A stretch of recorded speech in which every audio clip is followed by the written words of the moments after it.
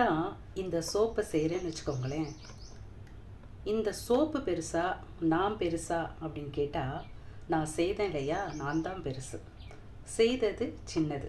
ஏன் அப்படின்னா இது என்னால் உருவாக்கப்பட்டது. அதே போல தாங்க ஆதியாகமம் 1ஆம் அதிகாரம் 1ஆம் வசனம் இப்படியாய் சொல்லுகிறது, தேவன் வானத்தையும் பூமியையும் உண்டாக்கினார். அப்போ தேவன் வானத்தையும் பூமியும் உண்டாக்கினார். தேவன் படைத்தவர். வானத்தில் இருக்கிறதும் பூமியில் இருக்கிறதும் தேவனால் உண்டாக்கப்பட்டது. அப்போ நாம் எதை பெரிதாக நினைக்க வேண்டும்?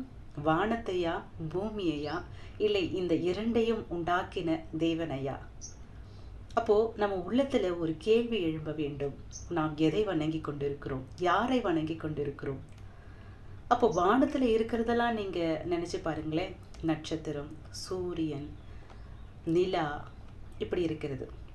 அப்போ அதுல பறக்கிறது பறவை, காக்கா, அதெல்லாம். பூமியில் இருக்கிறது என்ன? செடி, கொடி, மரம், மிருகங்கள், ஊரும் பிராணிகள், ஏன் நீங்களும் நானும் தான்.